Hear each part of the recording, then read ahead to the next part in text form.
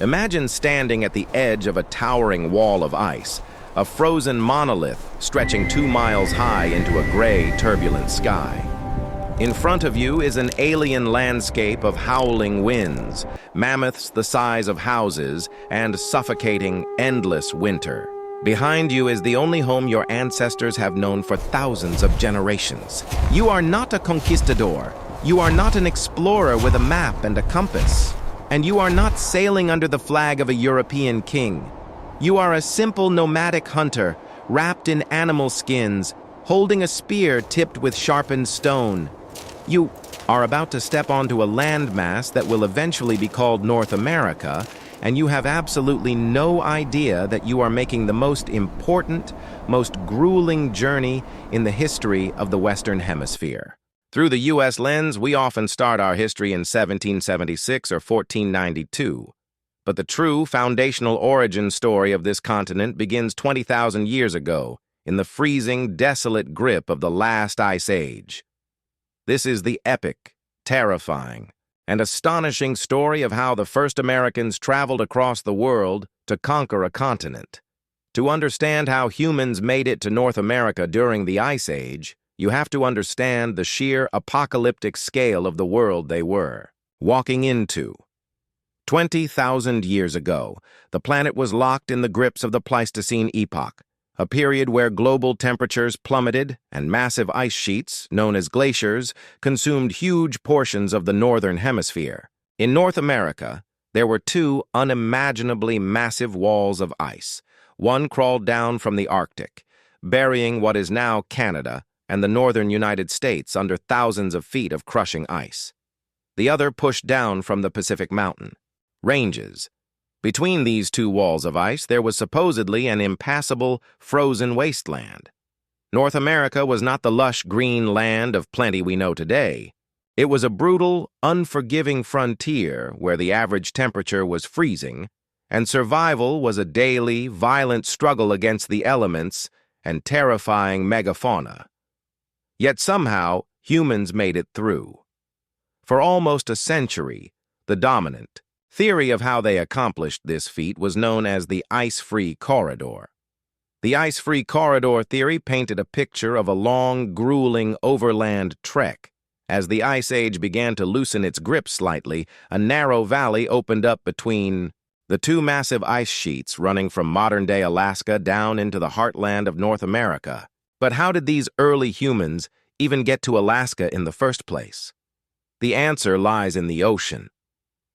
During the Ice Age, so much of the world's water was locked up in glaciers that global sea levels dropped by more than 300 feet. This exposed the ocean floor between Siberia and Alaska, creating a massive 1,000-mile-wide land bridge connecting Asia to North America. Scientists call this lost landmass Beringia. It was not a narrow, precarious bridge, but a vast, flat, grassy steppe, twice the size of Texas.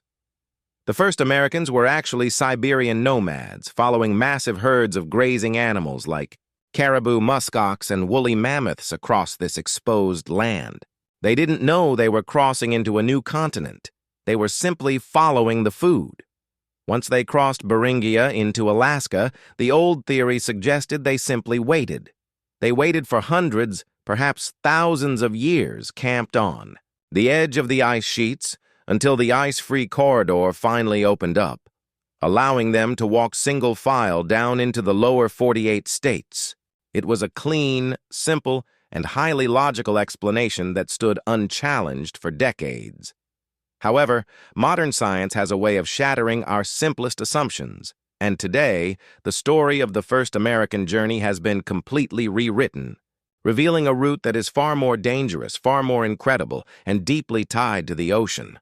The first major crack in the ice-free corridor theory came from geologists who realized that the corridor between the ice sheets did not open up until around 13,000 years ago.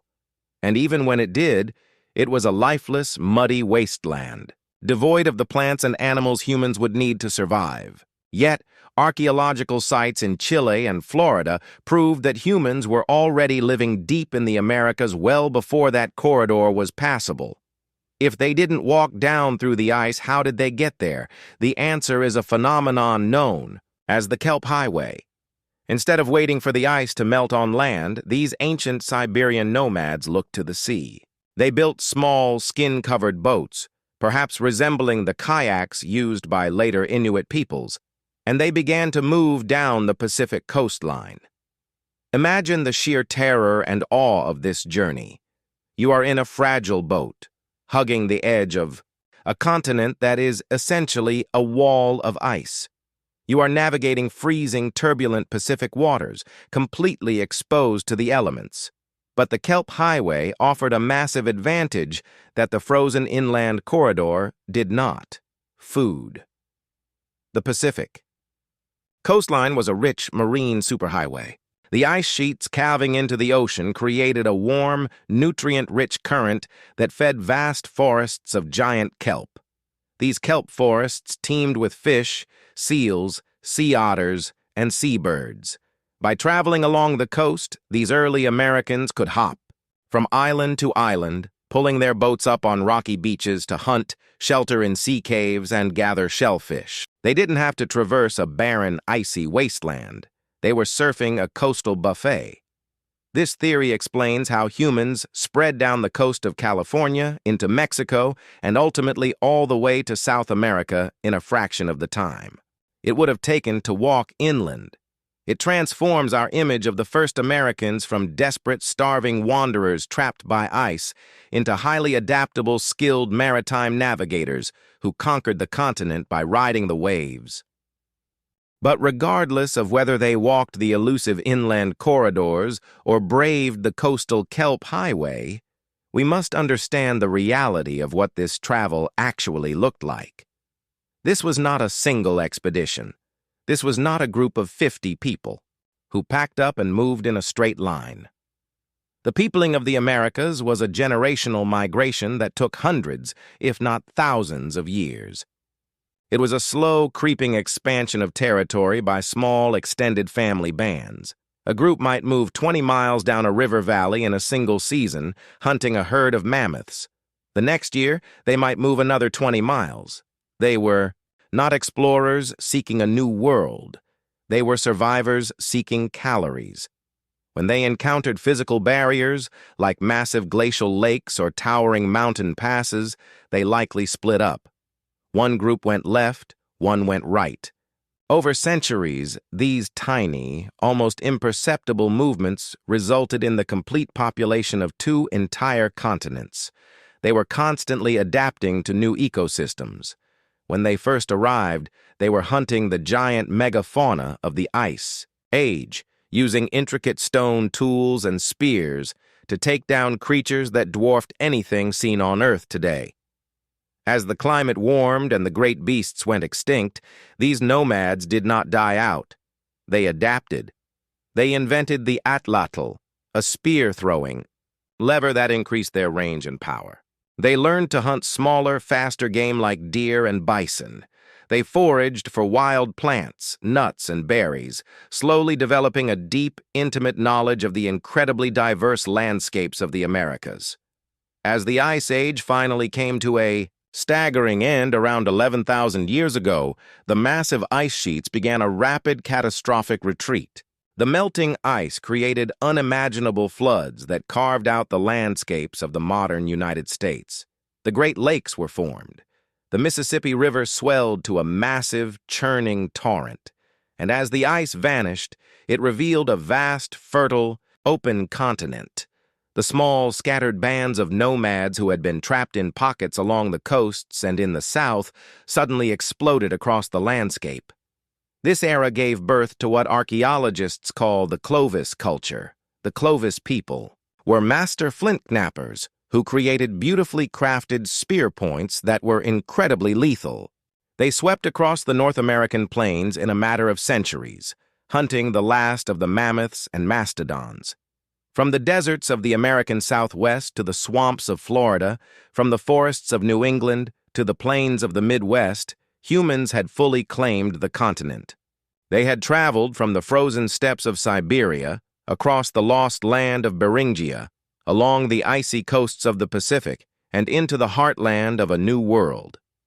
Looking at this epic journey through the U.S. lens forces us to completely reimagine American history. The true founding fathers and mothers of this country were not men in powdered wigs debating in Philadelphia. They were nameless Siberian hunters who stared down glaciers and navigated treacherous oceans with nothing but stone tools and raw human willpower. Their journey was the ultimate test of endurance, a grueling, multi-generational survival scenario. That makes the later expeditions of Lewis and Clark look like a casual weekend camping trip. They did not come to America to build empires or to spread a specific ideology. They came because the earth shifted, the ice retreated, and the animals moved, and they followed. They laid the foundational blueprint for what it meant to be an American, a people defined by movement, adaptation, and a relentless drive to push into the unknown. The first American dream was not life, liberty, and the pursuit of happiness. It was simply survival in the face of impossible odds. Every city built, every road paved, and every election held on this soil is built on top of the ancient, frozen footprints of these first travelers. The story of how the first Americans traveled across the country during the Ice Age is not just a chapter in a history book.